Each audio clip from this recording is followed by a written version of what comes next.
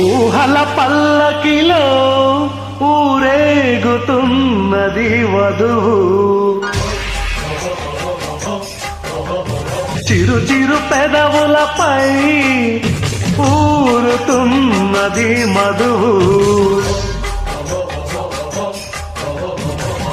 ఘాటుకా అది నీలి మేఘ చారిక తిలకమా గురి పెట్టిన మన్మద బాణమా. ఊహల పల్లకిలో ఊరేగుతున్నది వధువు. చిరు చిరు పెదవులపై ఊరుతున్నది మధువు.